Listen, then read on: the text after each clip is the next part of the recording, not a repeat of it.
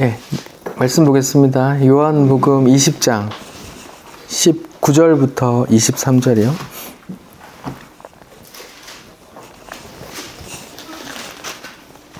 요한복음 20장 19절부터 23절이요. 같이 말씀 읽겠습니다. 시작. 이날 곧 안식 후 첫날 저녁 때에 제자들이 유대인들을 두려워하여 모인 곳에 문들을 닫았더니 예수께서 오사 가운데 서서 이르시되 너희에게 평강이 있을지어다.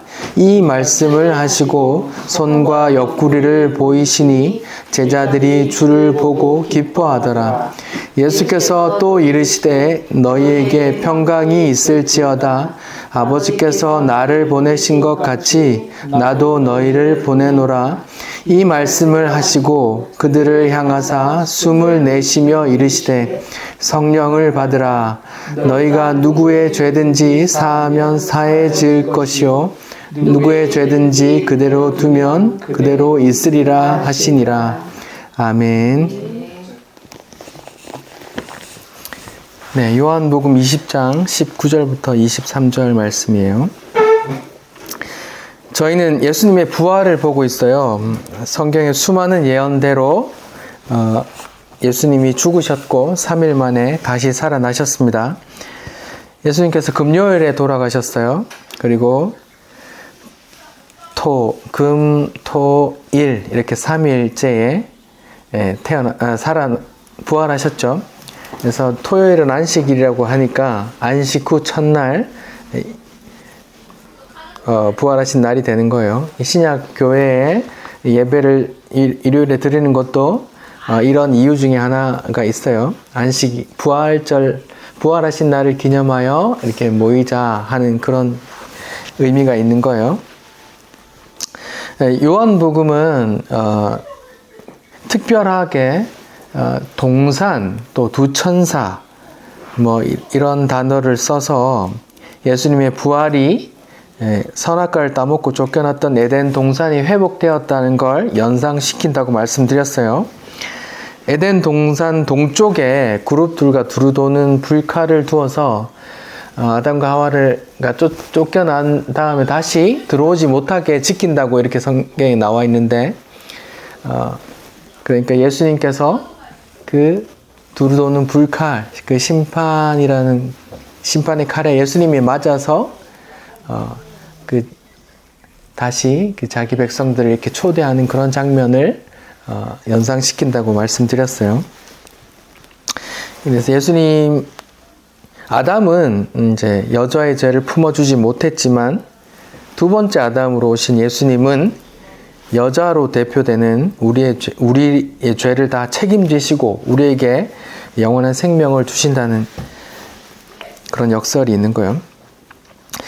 예수님의 죽으심과 부활로 인해 우리가 하나님의 자녀가 되고 하나님을 아버지라 부를 수 있게 된 그런 새로운 관계가 형성되었다고 말씀드렸습니다. 오늘 본문은 부활하신 예수님이 도마를 제외한 나머지 제자들을 만나는 장면이에요. 다시 19절부터 볼게요.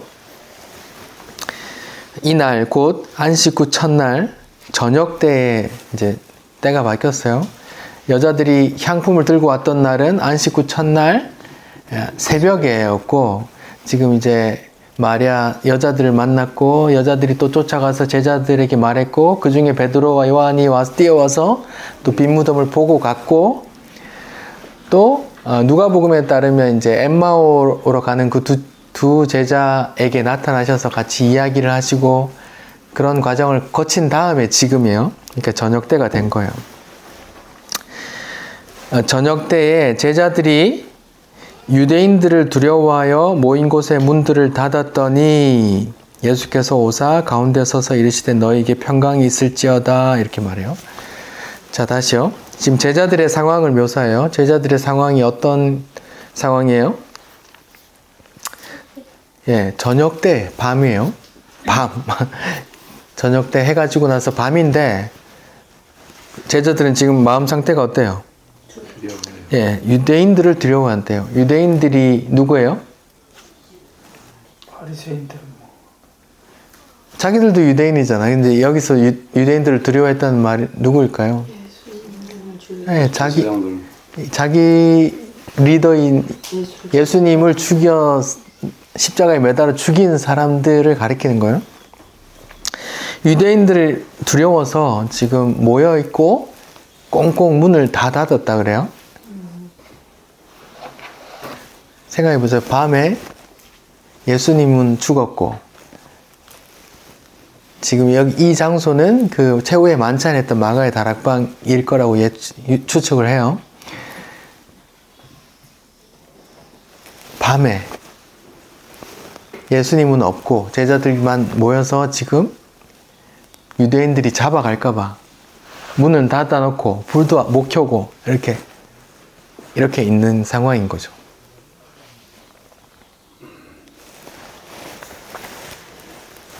근데 예수님이 갑자기 와서 중간에 서서 말하는 거예요. 여기 보면 문을 열어줬다는 내용이 없죠? 문을 꽁꽁 닫았는데 갑자기 슥 온 거예요. 이해가세요?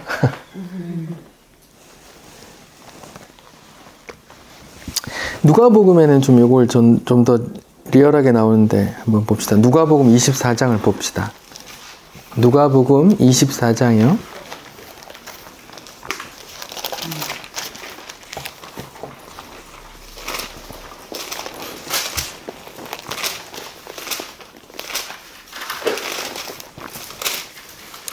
누가복음 24장에 지금 예수님께서 부활하셨어요. 그리고 여자들 만났고 13절 위에 보면 엠마오로 가는 길에 제자들을 나타내시다 이렇게 나오죠. 13절부터는 이렇게 엠마오로 가는 두 제자와 이야기하는 거예요. 그리고 나서 이제 두 제자가 예수님하고 헤어지고 이제 제자들에게 왔어요. 제자들이 모여 있는 곳에 왔어요. 그리고 나서 36절이요. 이 말을 할 때 예수께서 친히 그들 가운데 서서 이르시되 너에게 평강이 있을지어다 하시니 37절 같이 읽어볼까요? 그들이 놀라고 무서워하여 그 보는 것을 영으로 생각하는지라. 네. 그들이 놀라고 무서워하여 그들이 보는 것을 영으로 귀신인가 하고 했단 말이에요. 이해가 가세요? 네. 예수님이 부활하셨는데 제자들은 아직 믿지 못하고 있어요. 그리고 그 최후의 만찬을 했던 그 장소에 밤이 됐고 유대인들이 와서 자기들도 잡아갈까봐 문을 꽁꽁 잠그고 인기척도 없이 그냥 그렇게 조용히 모여 있는데 제자들이 예수님이 갑자기 쓱 나타나서 이렇게 하는 거예요. 이렇게 똑똑똑하고 문 열고 들어왔으면 이런 말 안 했겠죠. 영인 줄 알았다 이런 말 안 하겠죠. 문을 꼭꼭 싸매고 있는데 갑자기 나타나는 거예요. 쓱. 그래서 제가 계속 읽어볼게요. 예수께서 이르시되 어찌하여 두려워하여 하면 어찌하여 마음에 의심이 일어나느냐. 내 손과 발을 보고 나인 줄 알라. 또 나를 만져보라. 영은 살과 뼈가 없을 때 너희 보는 바와 같이 나는 있다. 이 말씀을 하시고 손과 발을 보이시나 그들이 너무 기뻐함으로 아직도 믿지 못하고 놀랍게 여길 때 이르시되 여기 무슨 먹을 것이 있느냐 하시니 이에 구운 생선 한 토막을 드리니 받으사 그 앞에서 잡수시더라. 자 보세요. 예수님께서 제자들에게 나타나셨어요. 부활의 몸으로 나타나셨어요. 그리고 손과 발을 보이셨어요. 손의 상처와 옆구리의 상처가 그대로 있어요. 부활한 몸인데 있단 말이에요. 그리고 지금 보니까 생선을 받아서 먹죠. 부활한 몸은 있고 상처도 있고 음식도 먹을 수 있는데 어떤 시공간에 제약을 안 받는 거예요.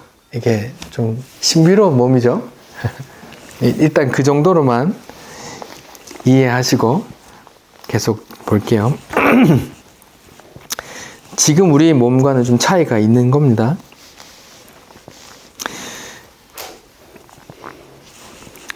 자, 다시요. 요한복음 20장 19절, 20절이요. 이제 이 말씀을 하시고 너희 손과 옆구리를 보이시니 제자들이 주를 보고 기뻐하더라 이렇게 나와요. 근데 지금 여기에 기뻐한 이유에 대해서 신학적으로 분분해요. 예수님이 부활하셔서 기뻐할 거다. 예수님이 죽은 줄 알았는데 다시 만나니까 기뻐서, 다시 만나니까 반가워서 기뻐했다. 뭐 여러 가지 말이 있는데, 제가 보기에는 부활의 의미를 제대로 깨닫지 못하고 그냥 예수님이 자기가 알던 예수님을 다시 만나서 기뻐하는 것 같아요. 아직 부활의 의미를 잘 모르는 것 같아요. 기뻐하는 중에 다시 말씀하세요. 너희에게 평강이 있을지어다. 이렇게 말해요. 그러니까 지금 19절에도 너에게 평강이 있을지어다 말하고 21절에도 너에게 평강이 있을지어다 두 번 말씀을 하시는 거예요. 예수님께서 부활하신 후에 제자들이 모여있을 때 처음 나타나서 하신 말씀이, 귀신처럼 나타나서 하신 말씀이 너에게 평강이 있을지어다예요.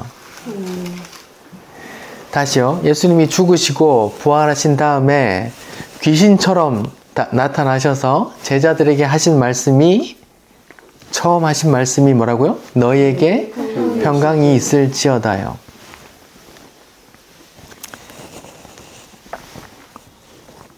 평강, 평안, 화평에 대해서 설교를 여러 번 드렸어요. 기억나세요? 성령의 9가지 열매 중에 화평이라고 번역된 그 단어도 에이레네, 평강, 평안 같은 말이라고 했어요. 그때 설교를 한번 드렸고, 요한복음 14장 25절 이하의 본문으로 설교할 때 말씀을 드렸어요. 예수님께서 말씀하세요. 내가 주는 평안은 세상이 주는 것과 다르다. 이렇게 하면서 말씀을 주셨어요. 기억나세요? 네. 간단히 요약 드리면 예수님 세상이 주는 평안은 어떤 평안이라 했어요? 먹을 거 많고 건강하고 하는 일 잘 되고 자녀 건강하고 자녀 하는 일 잘 되면 평안이라고 하잖아요. 근데 그 평안은 언제 깨져요? 하나님께서 부르시면 깨지는 거예요. 한번 찾아봅시다. 누가복음 12장이요. 누가복음 12장. 누가복음 12장 16절부터 제가 읽어볼게요.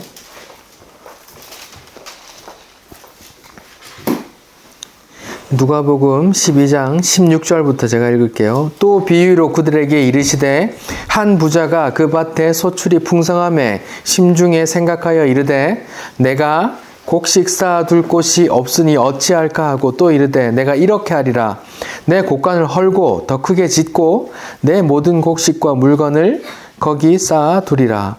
또 내가 내 영혼에게 이르되 영혼아 여러 해 쓸 물건을 많이 쌓아두었으니 평안히 쉬고 먹고 마시고 즐거워하자 하리라 하되 하나님은 이르시되 어리석은 자여 오늘 밤에 내 영혼을 도로 찾으리니 그러면 네 준비한 것이 누구의 것이 되겠느냐 하시니 자기를 위하여 재물을 쌓아두고 하나님께 대하여 부요하지 못한 자가 이와 같으니라. 이렇게 했어요.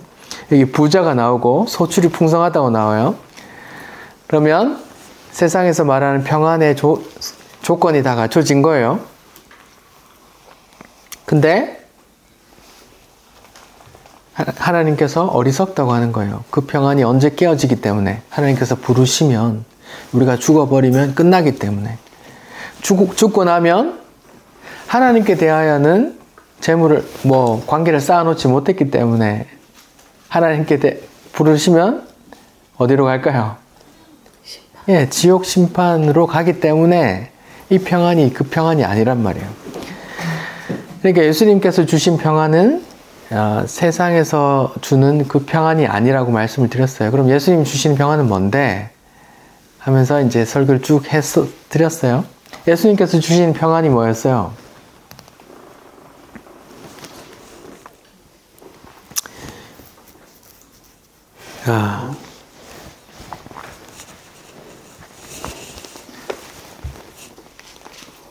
예수님께서 주시는 평안은 이전 설교를 들어보시고 제 것도 좀 조회수가 높아야 되지 않겠어요? 예수님께서 주시는 평안은 영원한 평안이라고 말씀을 드렸어요. 자, 다시 그 평안 얘기 조금 이따 하고 22절에 보니까 성령을 받으라고 또 말씀하세요. 성령을 받으라 말씀하시고 그들을 향하사 숨을 내쉬며 이르시되 성령 받으라 이렇게 말해요. 여러분 이 모습 보고 뭐 생각나는 거 없어요? 숨을 내쉬며 후 불며 성령 받으라요. 아덜미게. 네. 지금 요한 복음에서 계속 의도적으로 계속 그 창세기에서 그것과 연결시키려고 하는 의도를 알겠어요? 네. 예수님께서 지금 죽으시고 부활하신 이후에 어떤 창세기에서의 그 미완성된 그 창조를 다시 새 창조로 한다는 그런 메시지를 주시는 거예요. 창세기 2장에 보면 하나님께서 흙으로 사람을 만드시고 나서 그 코에 생기를 부으시니 생령이 되니라 이렇게 말하거든요. 여기서 생령은 어떤 인간이 어떤 특별한 능력이 생겼다라는 게 아니고 하나님과 교통할 수 있는 영을 생령이라 그래요. 그 반대 말이 뭘까요? 성경에는 육체가 되었다 이렇게 표현해요. 다시요. 하나님께서 흙으로 창조하시고 그 코에 생기를 불어 넣으시니 사람이 생령이 되었다 이렇게 말하거든요. 살아있는 영, 그러니까 하나님과 교통할 수 있는 상태를 생령이라고 하는 거예요. 그런데 창세기 6장에 보면은 노아 방주 사건에서 심판으로 멸하기 전에 찾아봅시다. 창세기 6장을 봅시다.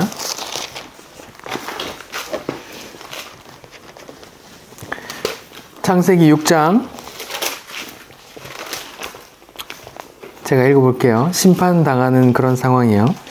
6장 1절부터 사람이 땅 위에 번성하기 시작할 때 그들에게서 딸들이 나니 하나님의 아들들이 사람의 딸들의 아름다움을 보고 누가 좋아하는 대로 자기들이 좋아하는 모든 여자를 아내로 삼는지라 이랬더니 말하자면 자기 마음대로 한 거예요. 그랬더니 여호와께서 이르시되 나의 영이 영원히 사람과 함께하지 아니하리니 이는 그들이 무엇이 되었대요? 육신이 됨이라 이렇게 나오죠. 하나님의 영과 더 이상 교통할 수 없는 상태가 뭐라고요? 육신이요. 신약 성경에도 육은 어떻고 영은 어떻고 이렇게 말할 때 이렇게 이해하시면 돼요. 성령은 육을 거스르고 육은 성령을 거스르고 뭐 그렇게 말하죠. 그런 게 다 그런 상태예요. 지금 예수님께서 죽으시고 부활하신 다음에 이걸 회복하는 거예요. 다 선악과를 따먹고 에덴 동산에 쫓겨난 상태에 죽고 죽으리라 하나님의 심판 아래 갇힌 모든 사람에게 다시 어떤 죽었다 살아난 사람이 다시 이 새 창조를 하시는 거예요. 생기를 불어 넣으셨더니 성령 받으라 하고 후 부세요. 어떤 이런 액션을 취한다고요. 새 창조란 말입니다. 새 창조. 하나님과 교통할 수 있는 새 창조의 상태를 말하는 거라고요. 우리 로마서를 한번 볼까요? 로마서 8장. 지금 6과 0에 대해서 나오니까 한번 봅시다.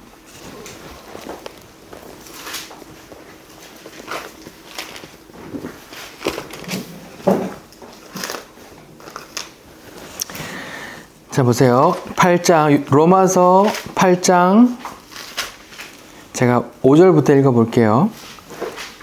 로마서 8장 5절부터요.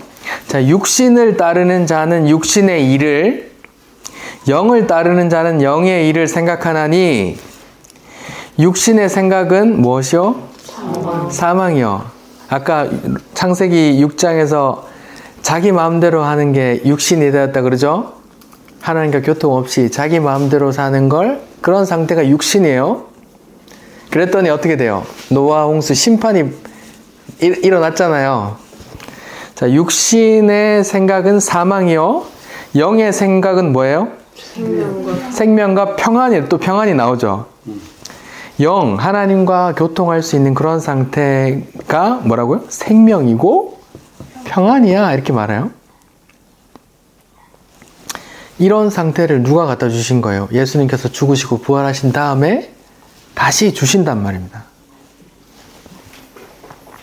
자, 7절 계속 읽어볼게요. 육신의 생각은, 다른 말로 하면 하나님에 대한 생각 없이 내 마음대로 하는 생각이에요. 내 하고 싶은 대로 하는 생각이에요. 육신의 생각은 뭐라고요? 하나님과 원수가 된대요. 하나님과 원수 되면 어떻게 돼요? 하나님의 심판을 받는 거죠.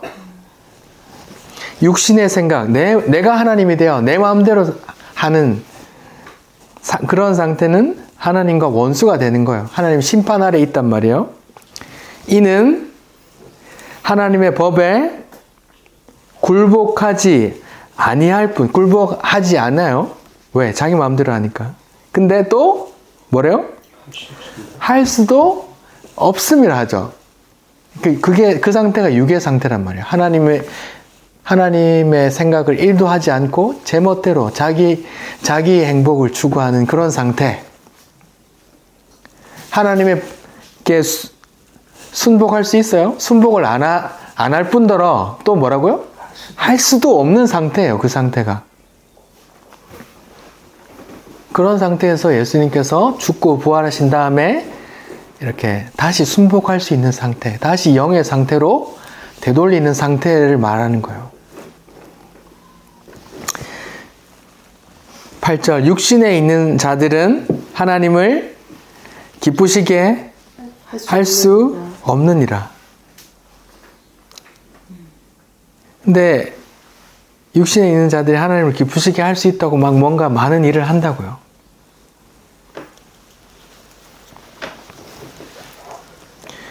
나는 아무것도 할 수 없다는 걸 아는 게 영의 상태라니까요. 하나님께서 다 창조하시고 그 창조를 누리는 것밖에 할 수 없는 게 우리란 말이에요. 성경에서 말하는. 근데 육신에 있는 자들은 자기들이 뭔가 많이 할 수 있다고 해요. 왜냐하면 그들이 가인의 후손이거든요.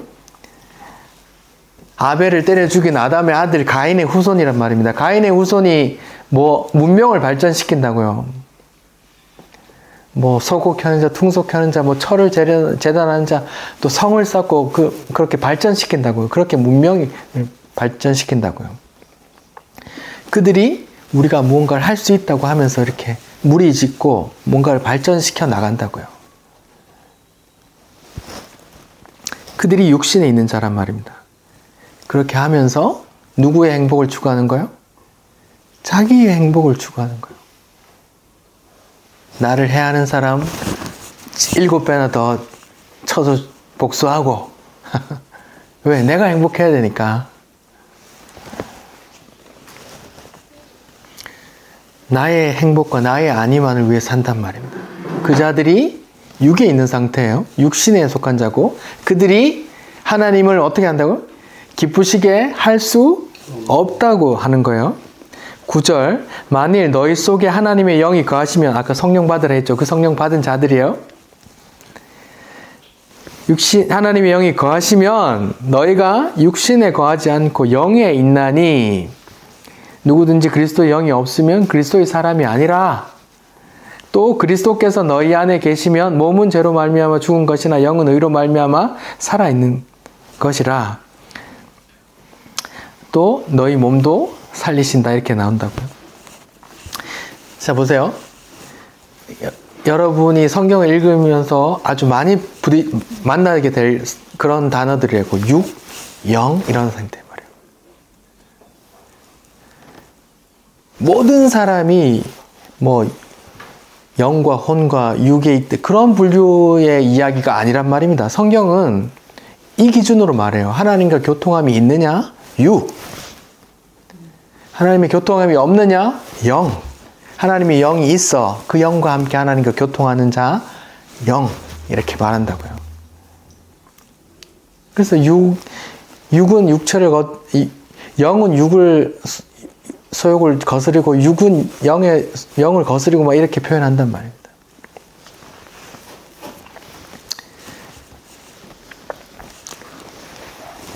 자, 다시요.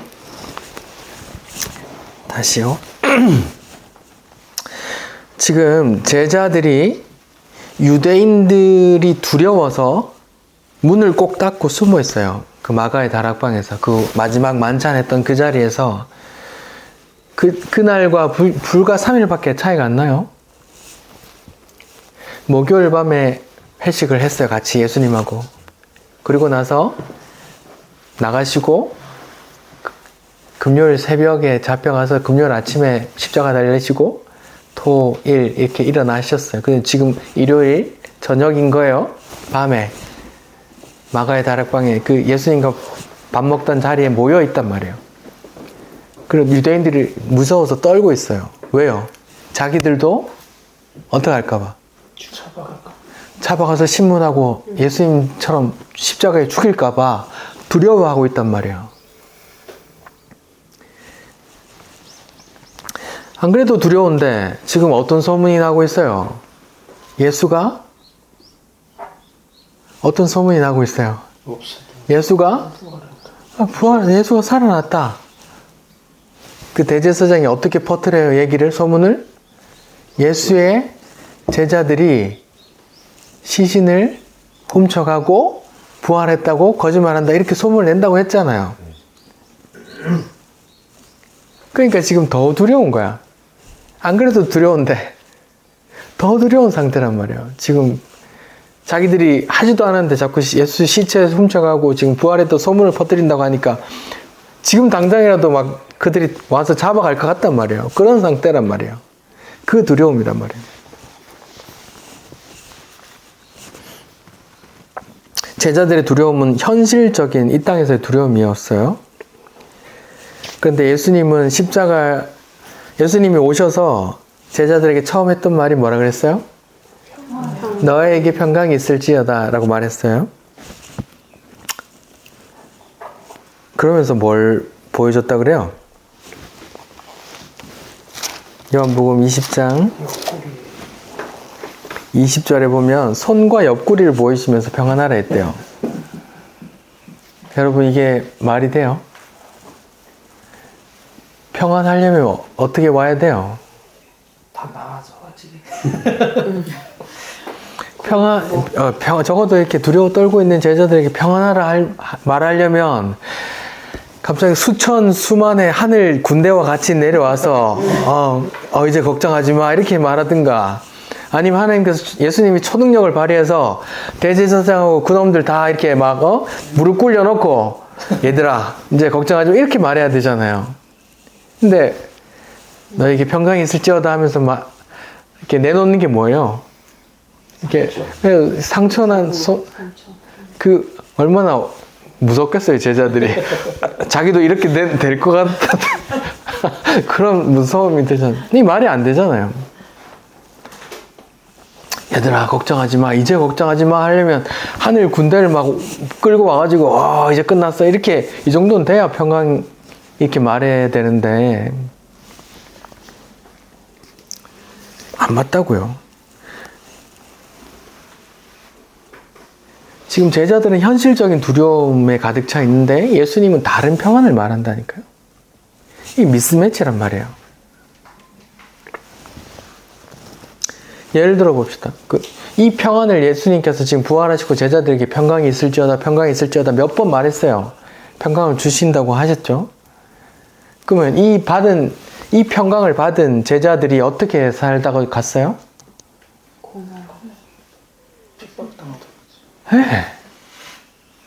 네. 외경에 의하면 다들 어떻게 죽었어요? 다 목 잘려 죽고 막 십자가에 거꾸려 매달려 죽고 막 뭐 그렇게 어렵게 죽었잖아요. 요한만 밤모섬에 유배당하면서 막 광산 캐면서 그렇게 어렵게 그렇게 늙어 죽었잖아요. 다 그렇게 죽었단 말입니다. 그 외경을 떠나서도 사도행전에 보면 뭐라고 나와요? 헤롯이 야고보 사도를 죽였다 그래요. 제자 중에 한 명이요. 바리새인들이 좋아해요. 그래서 이제 이 명절 끝나면 베드로도 죽여야지 하면서 베드로도 잡아 넣었단 말이에요. 그래서 이 명절 끝나면 죽여야지 하는데 하나님이 지진을 일으켜서 베드로를 천사를 빼주잖아요. 그 부활하신 예수님의 평강을 받았는데도 제자들이 어떻게 살아요? 다 목숨이 간당간당하게 산다니까요. 바울이 어떻게 살았어요? 히브리서에 보면 뭐 서신서들에 보면 내가 잡혀가기를 몇 번 잡혀가고 내가 맞기를 얼마나 맞고 막 강도의 위험과 무슨 물의 위험과 뭐 온갖 그렇게 내가 어렵게 살았어 이렇게 말하잖아요. 그 평안을 받은 제자들과 사도 바울이 왜 그렇게 살아요? 예수님이 주신 평안은 이 세상의 평안이 아니란 말입니다. 근데 오늘날 교회 다니시는 분들이 대부분 그 평안이야 라고 이렇게 오해한다니까요.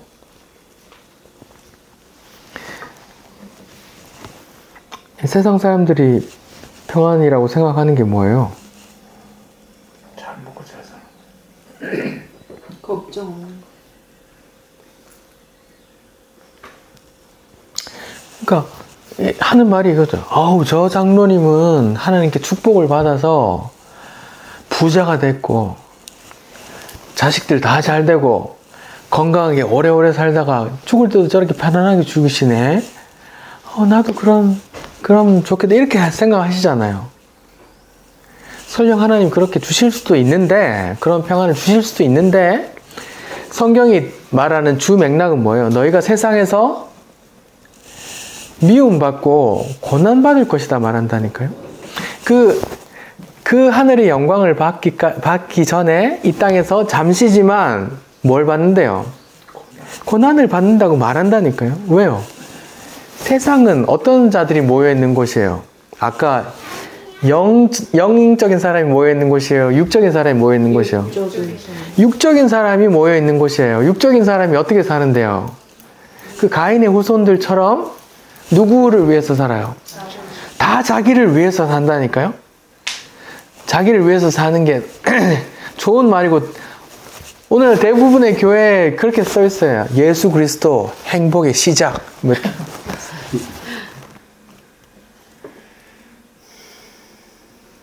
성경 잘 모르시는 분들이에요. 교회가 아니란 말입니다. 육적인 사람들이 자기 행복을 추구하면서 살아요. 자기 좋은 대로 아내를 취하는 그런 상태란 말입니다. 자기가 하나님이에요. 더 이상 하나님에 대해서 눈치 보고 뭐 이렇게 하나님의 뜻이 뭘까 이렇게 고민하지 않는다고요. 자기가 하나님으로서 자기가 이렇게 자기 좋은 대로 산단 말입니다. 그러면서 어떻게 해요? 나한테 해가 되는 놈은 끝까지 쫓아가서 한 대 더 때린단 말이에요. 그런 상태라니까요.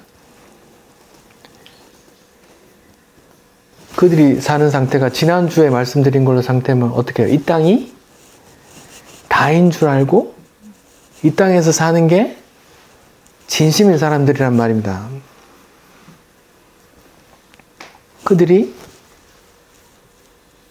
진심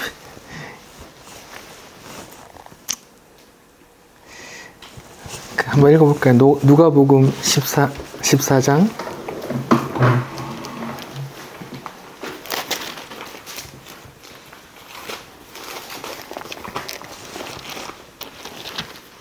아, 17장이군요.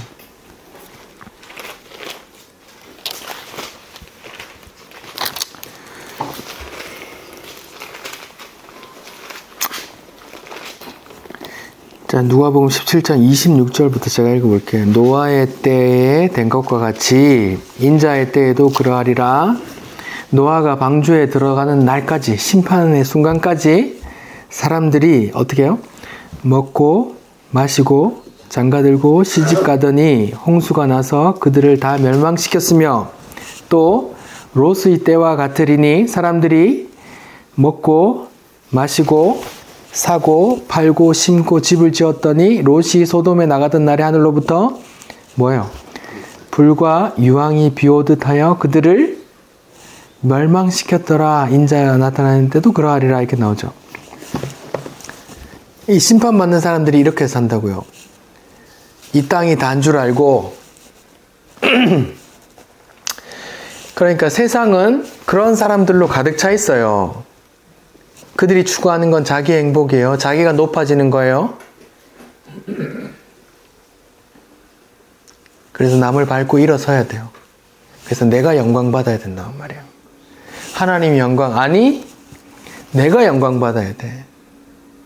내가 올라서면 그때 같이 하나님께 영광 돌립니다. 이렇게 멘트 해줄게요.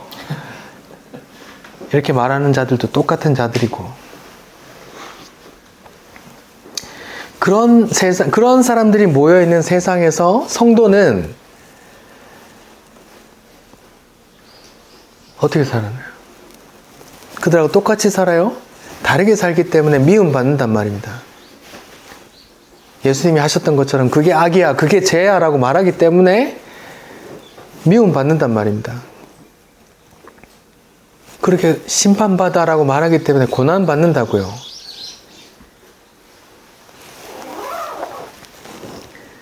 그렇게 살기 때문에 고린도 전서 15장에 이 땅이 다라면 누가 제일 불쌍하다고요?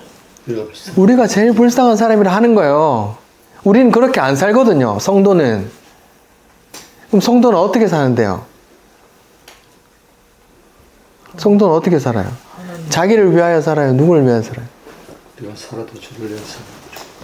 네, 로마서 8장을 봅시다.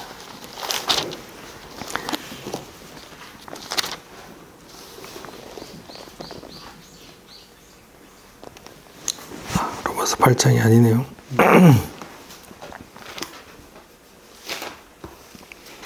14장이에요. 로마서 14장 7절부터 제가 읽어볼게요. 성도는 이렇게 살아요. 로마서 14장 7절. 우리 중에 누구든지 누구를 위하여? 자기를 위하여 사는 자가 없고 자기를 위하여 죽는 자도 없다. 우리가 살아도 주를 위하여 살고 죽어도 주를 위하여 죽나니 그러므로 사나 죽으나 우리가 주의 것이다. 이를 위하여 그리스도께서 죽었다가 다시 살아나셨으니 이게 다 주님께서 죽었다가 다시 살아나셔서 이렇게 될 수 있는 거예요. 곧 죽은 자와 산 자의 무엇이 된다고요? 예, 주인이 되시기 위해서 그러신다고요.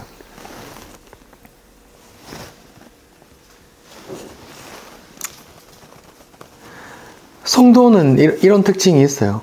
근데 심판당하는 사람들, 육에 속한 자들은 이렇게 안 산단 말이에요. 근데 우리가 다르냐? 똑같죠? 우리가 다 똑같죠? 근데 성령께서 우리 안에 거하시면서 그걸 어떻게 해요? 자꾸 육체의 소욕을 태클 걸고 업어치고 배치고 한단 말이에요. 그분께서 우리 안에서 주인 노릇 하시려고 싸우신다니까요. 우리 안에서. 근데 육에 속한 자는 그런 싸움이 없어요. 그냥 자기 행복을 위해서 사는 게 당연해요. 살아도 자기 위해서 살고 죽어도 자기 위해서 죽어요.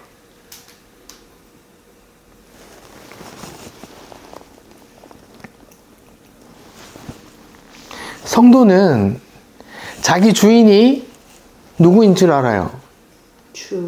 예, 예수님이신 줄 안다니까요. 예수님이 죽고 부활하심으로 우리를 그 자기 생명으로 사셨다는 걸 알아요. 그래서 우리 주인이 그분이라는 걸 알아요. 내 삶의 주인이 내가 아니라는 걸 알아요. 그게 안 될지언정 그걸 알아요. 그래서 괴로워한다니까요. 어우라 공부한 사람이로다 이렇게 한다니까요. 그게 성도라니까요. 근데 육에 속한 자는, 하나님의 심판받을 자는 자기 좋을 대로 자기 행복을 위해 살아도 자기를 위해, 죽어도 자기를 위해 살고 죽는단 말이에요. 근데 성도는 알아요. 내 삶의 주인이 예수라는 걸 알아요. 그게 순간순간 부인하고 싶어도 그걸 안다니까요. 그 차이란 말이에요.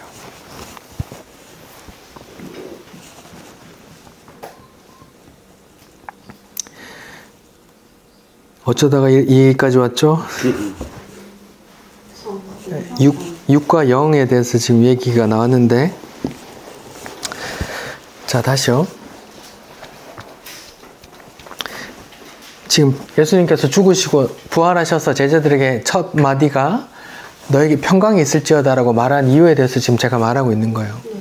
왜 평강을 줘야 되는데요? 그 평강이 뭔데요? 하나님과 평강이라 했잖아요. 예수가 나는 길이요 진리요 생명이라 했죠. 예수가 누구로 가는 길이에요? 하나님께로 가는 길이라 했어요. 야곱이 환상 중에 꿈을 꿨어요. 꿈 중에 환상을 봤죠. 무슨 꿈? 예, 어떤 하늘과 땅에 사닥다리가 연결되어 있는데 거기에 하나님의 사자들이 오르락내리락 하는 걸 봤죠. 요한복음 1장에서 그걸 그대로 갖고 와요. 그걸 니고데모 나다나엘에게 얘기를 한다고요. 나다나엘 하면서 너는 순수한 사람이구나. 네가 나중에 인자를 통해서 하나님께 오르락내리락 하는 걸 볼 거야. 이렇게 말한다고요. 예수를 통해서 하나님께 오르락내리락 할 수 있단 말이에요. 근데 모든 인간들이 어떤 상태가 됐어요? 아까 창세기 6장에 따르면 하나님의 영이 거하지 않는 육이 됐단 말이에요. 그 중에 은혜 받은 자만 노아는 은혜를 받았더라 하잖아요. 그렇죠? 모든 인간이 그런 상태에 있다니까요. 모든 인간이. 그래서 하나님의 평안이 주어져야 돼요. 왜요? 모든 인간은 하나님의 심판으로 들어간다니까요. 하나님의 심판으로 들어간단 말입니다. 그게 모든 인류의 성경에 따르면 정해진 운명이에요. 운명이 있는지 없는지 모르겠지만 그게 하나님의 예언이라니까요. 근데 어떤 자에게만 평안이 생겼대요. 그 평안은 뭔데요? 다 지옥으로 떨어져야 되는데 누군가 이렇게 헬리콥터 타고 구조해서 누군가 한 명씩 하늘로 건져가는 그런 게 있단 말이에요. 그런 건짐받은 자들을 평안이 있을지어다라고 말한다고요. 예수님께서 죽으시고 부활하신 후에 이 말을 한다고요. 예수님께서 죽기 전에는 내가 나중에 이렇게 될 거야. 너에게 평강을 줄 거야. 세상 주는 평강은 다를 거야. 이렇게 말씀하셨고, 예수님이 죽고 부활하신 후에 이 말을 한다고요. 평강이 있을지어다. 그 평강은 이 땅의 평강이 아니라니까요. 그 하나님과 평강이란 말입니다.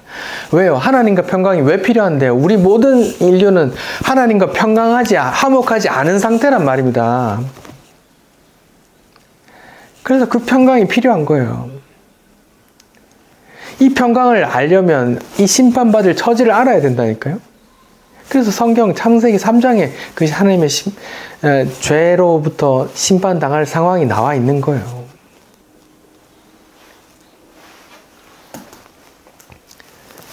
이런 심판받을 상황을 모르면 평강도 아무 의미가 없어요. 평강의 가치가 없다니까요. 우리가 죽어봐야 알죠. 그 영원한 지옥불이 얼마나 무서운지. 거기는 no chance.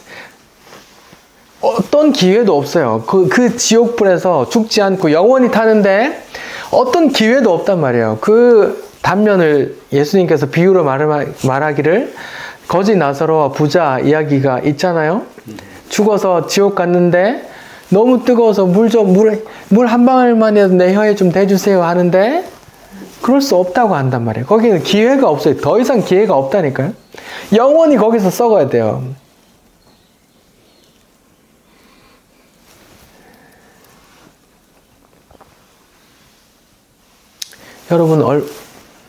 여러분 공포가 언제 공포를 만나보셨는지 모르겠는데 저는 공포를 수술하러 들어가는데 그 공포가 찾아오더라고요. 우리 부모님도 대신할 수 없어. 내 가족도 나를 대신할 수 없어. 내 혼자 가야 돼. 내 혼자 가서 내 배 째야 돼. 무섭더라고요. 근데 우리가 죽고 나면 누구는 천국 가는데 누구는 나는 지옥 간다는 걸 알게 되면 그 두려움이 어떨까요? 아무도 모른다니까, 뭐 아무도 어떻게 해줄 수 없다니까요. 그 평안을, 그 두려움을 먼저 성경을 통해 아는 자, 아, 내가 심판받을 자이구나, 내가 지옥 가야 될 자이구나라고 먼저 아는 자가 그 평안을 받는 자들이에요. 그 평안, 그 심판을 아는데 내가 어떻게 날 위해서 할 수 있어요? 심판을 아는 자들이 하나님께 선택받은 백성이라니까요. 그 예수님의 믿음을 선물로 받는 자들이란 말이에요. 자, 지금 예수님께서 평안을 말하기 전에 요한복음 20장에서 제자들이 어떤 상태라고 그랬어요? 두려움인 상태죠. 근데 현실적인 두려움인데 그 두려움의 근원이 뭐예요? 뭘까요? 죽음. 성경에서 두렵다는 말이 처음 나온 데가 언제인지 아세요?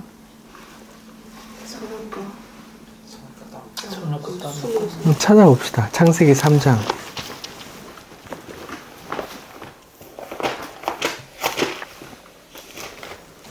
자, 3장 9절, 10절 제가 읽어볼게요. 성경에 두렵다는 단어가 처음 나와요. 여호와 하나님이 아담을 부르시며 그에게 이르시되 네가 어디 있느냐 이르시되 내가 동산에서 하나님의 소리를 듣고 내가 벗었으므로 두려워하여 숨어나이다 하고 이게 여기 처음 나와요. 두려움이 처음 생겼어요. 언제? 선악과를 따먹고 나서. 예. 그 두려움은 어떤 데 기원한 거예요? 왜 두려움이 생긴 거예요? 네, 하나님과 관계가 어그러졌기 때문에 두려워하는 거예요. 하나님 에덴 동산에서 하나님께서 하라는 대로 다 하고 있을 때는 두려움이 있었어요, 없었어요? 없었어요. 모든 게 풍족하고 아무 걱정도 없고 모든 게 다 하나님의 질서대로 있었기 때문에 두려움이라고는 1도 없었어요. 그러나 하나님께서 하지 말라고 한 걸 해버렸더니 하나님과 관계가 틀어져 버렸어요. 그리고 나서 뭐가 생겼어요? 인류에게 두려움이 생겼다니까요. 두려움이 생겼다고요. 지금 예수님께서 요한복음 20장에 부활하신 예수님께서 제자들에게 평강을 말하기 전에 제자들이 두렵다고 하는 말을 쓴 이유가 있다니까요. 그 평강의 근원이 그 두려움을 없애주기 위한 거라고요. 그 두려움의 근원은 뭔데요? 하나님과의 어긋남이라니까요. 심판의 어긋남이라고요. 육의 사람은 어떤 걸 두려워해요? 그냥 이 땅에서 내 신변에 영향을 주는 나 지원금 못 받아? 대출 안 돼? 누가 내 차 끌고 갔어? 나 암이래. 어떡해? 내 신변에 문제가 생기면 그걸 걱정하고 두려워하잖아요. 그게 육에 속한 사람, 이 땅이 단 줄 알고 사는 사람이거든요. 근데 그 두려움의 근원은 성경에 따르면 뭐예요? 하나님과의 관계의 단절됨이라니까요. 근데 하나님이 누군데요? 천지를 창조하신 전지전능한 분이에요. 뭐든지 할 수 있는 분이에요. 근데 그분하고 등졌어. 난 큰일 난 거예요. 이게 사람의 실존이라니까요. 성경이 말하는 사람의 실존이 하나님과 등진 상태. 근데 등졌는데 그 사람이 별거 아니면 괜찮아요. 근데 그 등졌는데 세계 1장이야. 큰일 난 거예요. 그 두려움이 있단 말이에요. 가인이 나가서 처음 한 게 뭐예요? 성을 샀죠. 왜요? 두려워서 그래요. 하나님도 두렵지만 하나님 편에 있는 모든 만물이 자기를 해할까 봐 두렵단 말이에요. 하나님 편에 있으면 두려움이 1도 없어요. 만약에 날 해하면 사자 죽거든요. 근데 죄인이 돼버렸어요. 근데 하나님 편에 있는 자들이 다 나를 하나님께서 그들을 도구로 삼아 날 심판할 수 있단 말이에요. 그래서 가인이 처음에 가서 한 게 뭐예요? 성을 쌓은 거예요. 자기를 보호하기 위해서. 그 두려움이 지금 예수님 부활하시고 나서 제자들을 만나는 장면에서 그 두려움이 나오는 거예요.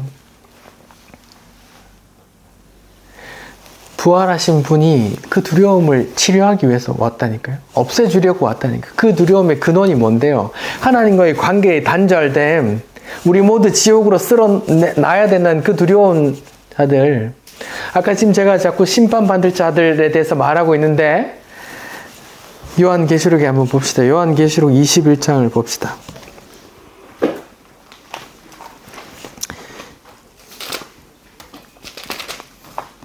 요한계시록 21장 8절.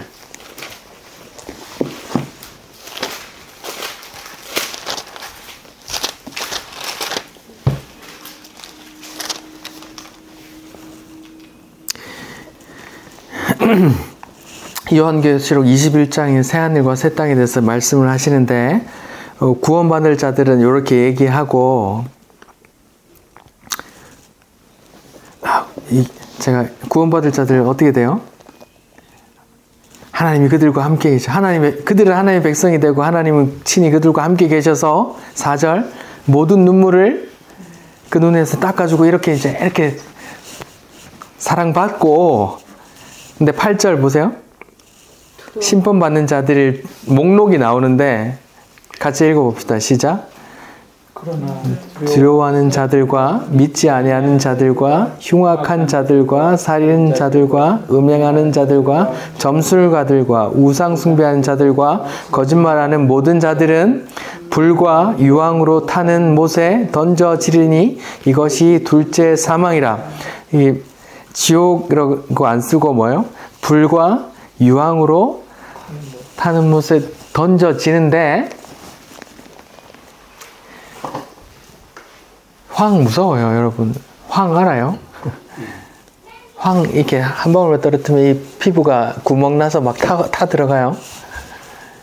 불과 유황 이런 종류의 또 백린이라고 있는데 백린은 아무리 물 부어도 꺼지지 않는 그런 거예요. 그런 걸로 탄단 말이에요. 근데 불과 유황불 지옥에 떨어지는 자들 목록 1번이 뭐예요? 두려워하는 자들이 나온다니까요. 왜요? 하나님과 관계가 틀어졌기 때문에 두려운 자들이죠. 그 다음에 어떤 자들이요? 믿지 않는 자들. 깨진 관계 속에서 하나님께서 사다리를 내서 건져 올리려고 그 아들을 줬죠. 근데 그 아들 믿지 않는 자들이 또 심판받는 자들이라고 하는 거예요. 그들의 또 흉악한 자들, 살인하는 자들 이렇게 하는 거죠. 여기 심판받는 자들의 목록 중에 1번이 뭐예요? 두려워하는 자들이에요. 하나님의 심판을 두려워하는 자들. 그 성경에서 말하는 그 두려움은 하나님을 두려워하는 거예요. 그 두려움을 해결하러 예수님께서 오셨어요. 히브리서 2장에 보면은 예수님께서 혈과 육으로 오시는 것은 죽음을 통하여 죽음의 세력 잡은 자 곧 마귀를 멸하시며 또 죽기를 무서워함으로 한평생 종노릇하는 모든 자를 놓아주려 하심이니 예수 그리스도께서 오시는 이유가 그 두려움에 쌓여있는 자들을 건져주시기 위함이란 말이에요. 그래서 예수님께서 일을 다 했죠. 십자가에서 다 이뤘다.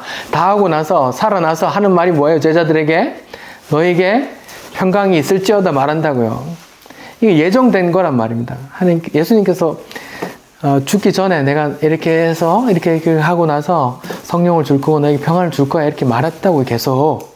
근데 그걸 실현하는 거라고. 예수님이 반드시 죽고 나서 줄 수 있는 거란 말입니다.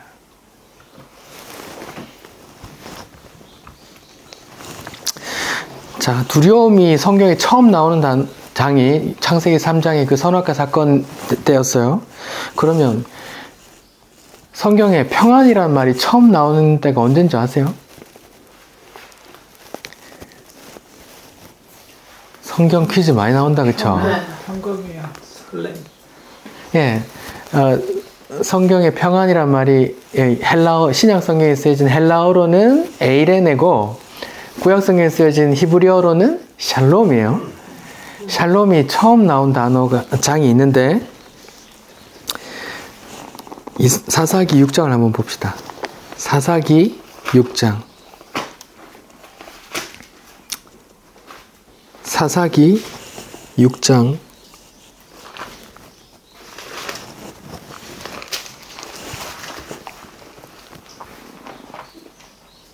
제가 22절부터 읽어볼게요.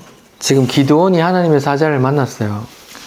기드온이 그 당시에 이방 민족이 막 자기들을 지배하고 있었어요.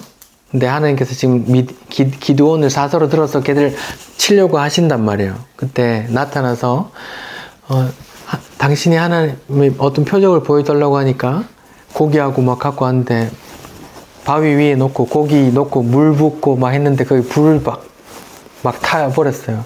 물 부은 고기가 타기가 어렵잖아요. 그러니까 갑자기 놀라서 이렇게 말해요. 사사기 6장 22절 기드온이 그가 여호와의 사자인 줄 알고 이르되 슬프도소이다 주 여호와여 내가 여호와의 사자를 대면하여 보았나이다 하니 여호와께서 하나님이 말하여 그에게 이르시되 너는 안심하라 뭐 하지 말라? 두려워하지 말라 죽지 아니할 것이라 하시니 기드온이 여호와를 위하여 거기 제단을 쌓고 그것을 뭐라고요? 여호와 샬롬이라 했더니 그것이 오늘까지 아비에셀에 속한 오브라에 있더라. 성경에 평안, 샬롬이라는 단어가 처음 나오는데 그게 언제 쓰여졌어요? 기드온이 하나님을 뵙고 죽지 않아. 어이구, 내가 하나님 뵙고 안 죽었네. 하나님의 사자를 만나고 안 죽었네. 내가 안 죽었네. 어우 평안하다. 이렇게 썼단 말이에요. 제가 지금 성경에 처음 나오는 거 지금 여러 개 말했어요. 상식으로 알아두세요. 여러분에게 자양분이 될 겁니다. 성경에 두렵다는 말이 처음 나온 게 선악과 사건이고 샬롬이라는 말이 처음 나온 게 하나님을 뵙고 하나님의 사자를 뵙고 내가 죽지 않았구나 하고 할 때 아이고 살았다 아이고 평안하다 이렇게 한단 말이에요. 성경의 두려움도 하나님께 대한 두려움이고 성경의 평안도 하나님께 대한 평안이란 말이에요. 왜요? 성경이 누구 책이기 때문에? 하나님의 책이기 때문에 하나님이 자기 백성들에게 자기 뜻을 전하거든요. 이 사람들의 두려움 뭐 이런 걸 왜 써요? 하나님과 관계, 자기 이야기 하고 싶어 한다니까요. 그래서 여호와 샬롬이라고 처음 쓴단 말이에요. 왜 그래요? 죄인이 하나님을 뵙고 하나님 사자를 뵈면 어떻게 돼야 되는데요? 죽어야 마땅하다니까요. 죽어야 마땅한데 내가 살았다. 어이구 기적인데 평안해. 이렇게 한단 말이에요. 하나님의 사자를 뵙고 하나님을 만나고 내가 살았네. 안 죽었네. 이게 평안이란 말이에요. 왜요? 하나님 뵙고 다 죽어야 되거든요. 다 지옥 가야 되거든요. 하나님을 뵙는데 내가 안 죽었어. 어이구 평안하다. 샬롬. 이렇게 한단 말이에요. 샬롬이 그렇다니까요. 내가 하나님의 심판을 면했어. 이런 뜻이에요. 샬롬. 그러니까 예수님이 죽고 부활하신 후에야 그걸 줄 수 있다니까요. 그래서 자꾸 평안하냐 말하고 서신서들에 보면 1장에 전부 다 인사말이 그거예요. 주 예수 그리스도의 은혜와 그 평강이 너희에게 있을지어다 이렇게 쓴단 말이에요. 왜요? 그게 성도들의 특징이거든요. 하나님께 대하여 하나님의 심판을 면하여 그 평안을 가진 자들이기 때문에 그래요. 그래서 계속 평안하냐 그래서 성도들이 크리스찬들이 샬롬 이렇게 인사도 하는 거고요. 그걸 알고 쓰는지 모르고 쓰는지 안녕하세요 대신 쓰는 건지 식사하셨어요 대신 쓰는 건지 모르겠지만 아무튼 성경이 말하는 샬롬은 내가 하나님 뵙고도 안 죽었네. 하나님 심판을 면했네. 샬롬. 이래네. 이렇게 한단 말이에요.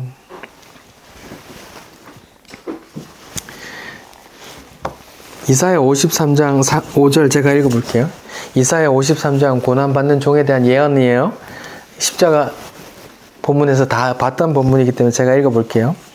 이사야 53장 5절 그가 찔림은 우리의 허물 때문이요 그가 상함은 우리 죄악 때문이라 그가 징계를 받음으로 우리가 무엇을 누리고? 여기서 샬롬이에요. 우리가 평화를 누리라고 써있지만 그가 징계를 받음으로 우리가 샬롬 에이렌을 얻었다 이렇게 말한다고요. 예언이 돼 있단 말입니다. 그게 예수님이 죽고 나야 얻어진단 말입니다. 그게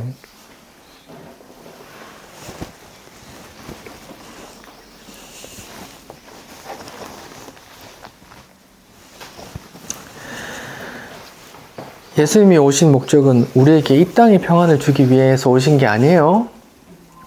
그러니까 평안하라 하면서 이렇게 내가 이렇게 고생했어 하고 보여준단 말이에요. 얼마나 섬뜩하겠어요. 쟤도 어이 살았네. 우리도 이렇게 되는 거야 하면서 무섭잖아. 오히려 더. 예수님은 이 땅의 평안을 주려 온 게 아니란 말입니다. 그래서 세례 요한이 목 잘려 쟁반에 담겨서 죽는 거고, 야고보가 살해되는 거고, 스데반 사도가 돌 맞아 죽는 거고, 그런 이야기들이 있는 거란 말이에요. 만약에 예수님이 이 땅의 평안을 주러 왔다면 성경이 우리 보고 나그네라고 외국인이라고 말하지 않겠죠. 이런 성경도 없을 거예요. 이 땅의 삶이 달면 우리가 제일 불쌍할 거예요. 이런 성경도 없을 거란 말입니다. 우리는 그렇게 못 사니까요. 예수님도 이 땅에 잠시 계시다 가셨잖아요. 아버지께로. 우리도 아버지께로 갈 거라니까요. 아버지께로 가는 게 영원이에요. 여기는 잠깐이에요. 그러면 거기서 평안이 중요해요. 여기서 평안이 중요해요. 이 땅에서 그 평안을 알고 가는 거예요. 아, 그렇구나 하고. 그래서 영원히 살 그 평안이 중요한데 사람들은 몰라요. 육에 속했기 때문에 이 땅의 것이 다 하기 때문에 그 평안의 가치를 모른단 말입니다. 하나님의 심판의 두려움도 모르고 지옥이 얼마나 무서운지도 모르고 안 믿긴단 말입니다. 왜냐? 그걸 외면하고 싶거든요. 예수님께서 빌라도 앞에서 내 나라는 이 세상에 속한 것이 아니다라고 말하잖아요. 그래서 우리 주님의 나라가 거기 이 땅이 아니면 이 성도들의 나라도 거기 그 땅이 아니잖아요. 이 성도들이 돌아가야 할 그 땅이 있단 말입니다. 그 나라가 거기서 평안을 말하는 거란 말입니다. 성경은 이 땅이 영원할 거라 그래요? 멸해질 거라 그래요? 멸해질 거라고 한단 말입니다. 이 땅에서 평안을 약속하면 잠깐 일시적인 평안이 예수님 생명으로 잠깐 일시적인 평안 주고 끝나는 거잖아요. 하나님은 그 얘기 하고 싶지 않단 말이에요. 영원한 평안 준다니까요. 하나님과. 그래서 성도들을 이 땅에서 잠시 살다 갈 거고 이 땅에서 고난 받을 거고 미움 받을 거야 라고 말한다고요. 근데 그 반대의 편 사람들은 악착같이 이 땅에서 더 많이, 더 좋은 것, 내가 더 하고 이렇게 올라가려고 한단 말이에요. 그런 모습이 네피림이에요. 용사가, 자기 이름을 떨치는 용사라고 한단 말이에요. 내가 높아져야 되거든요. 하나님 영광 아니요. 내 영광이라니까. 내 영광 높아지면 당신 이름도 옆에 거들어 놓을게요.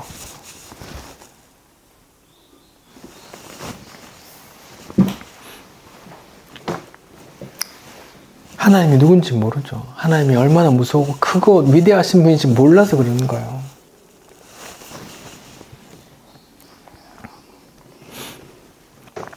하나님의 무시무시한 그 죽음, 심판, 멸망을 두려워하는 자기 백성에게 찾아오셔서 예수님께서 말하는 거예요. 내가 다 해결했으니까 이제 평안하라 라고 하는 거예요. 그리고 나서 뭐래요? 평안하라 하고 말씀을 뭐라고 붙이세요? 요한복음 20장 21절 너희에게 평강이 있을지어다 아버지께서 나를 보내신 것 같이 나도 너희를 보낸다 라고 말해요. 그리고 성령 받으라고 하시고 23절 너희가 누구 죄를 사하면 사해질 것이요 누구 죄인지 그대로 두면 그대로 있으리라 하죠. 이 평강을 너희가 받았으니 이 평강을 어떻게 하란 말이에요? 전하라는 말이에요. 이렇게 전하면 그 자기 백성들 중에 그 듣고 그 평강을 얻는 자들이 있단 말이에요.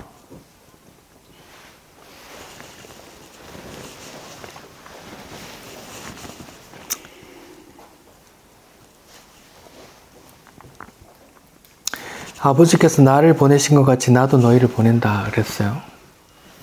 하나님 아버지가 예수님을 이 땅에 어떻게 하라고 보냈어요? 죽으라고 보냈죠. 이제 그 평안을 주시고 나서 예수님이 아버지가 날 보낸 것처럼 나도 널 보낼게 해요. 그러면 또 다른 부분에서 내가 너희들을 누구 가운데 보내는 이리 가운데 보이는 양으로 보낸다고 하죠. 그럼 이 땅에서 많이 물리겠네요.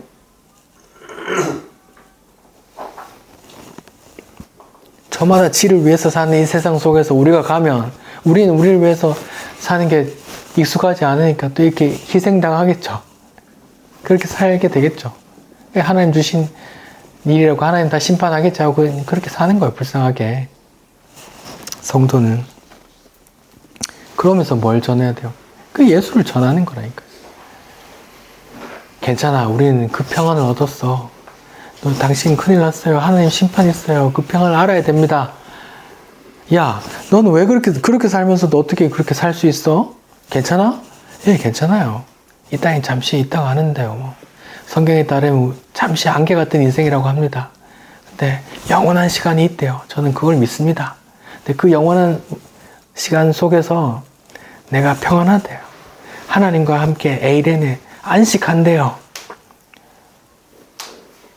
아, 그래? 미친놈이네 이거. 이렇게 한단 말이야.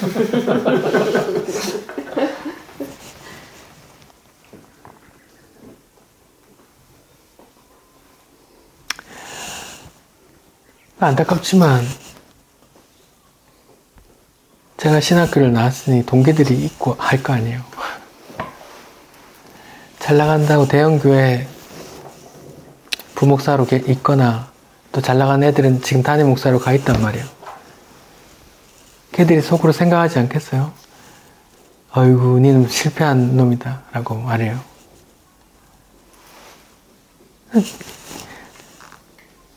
그런 시선이 막 느껴져. 근데 난 불쌍하죠. 아이고, 성경도 모르고 성경을 전한다는 이 불쌍한 놈들아. 어떻게 해요? 그러면 걔들 봉사가 돼서 사람들 이끄는 꼴이 될 거 아니에요. 기도할 뿐이죠.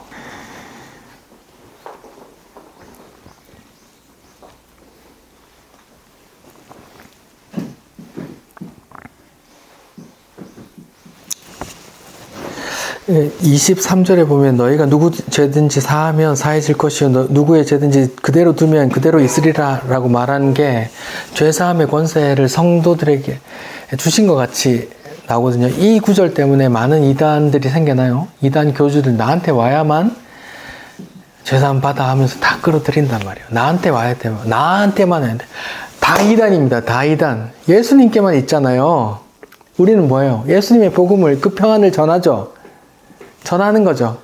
받아들이면 죄를 사함 받는 거고 그 평안을 안 받으면 그대로 있다고 그대로 지옥 가는 거죠. 그 말인데 마치 우리에게 어떤 죄사함의 권세가 있는 것처럼 그거 아닙니다. 우리는 그냥 주의 죄사함의 그 의를 그냥 살짝 옷 입는 거잖아요.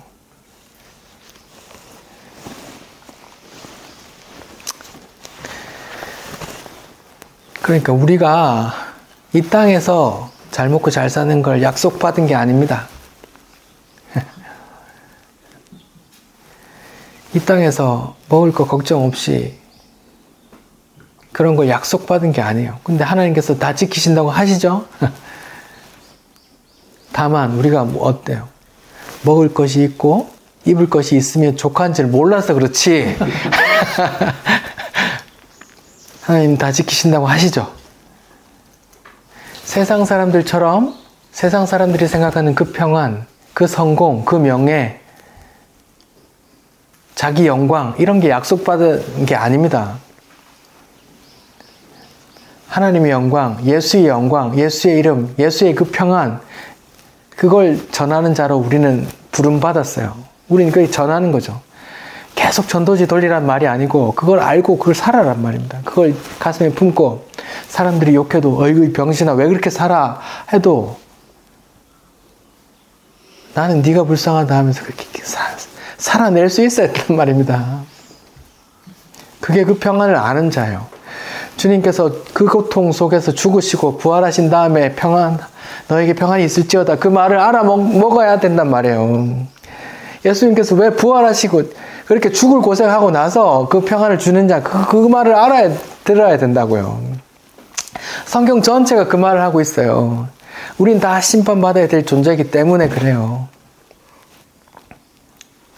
그분이 죽었다 살아나야 그 값을 치러야 우리에게 평안을 줄 수 있어요. 그것도 그 평안을 우리가 간직하고 살고 삶으로 그걸 살아내야 된다고요. 사람들과 똑같이 살지 못해 어이구 씨 나는 와 이러는 하시지 마시고 우리 다 그러고 있잖아요. 어이구 인간아 나가서 돈 좀 벌었나 이렇게 하잖아요.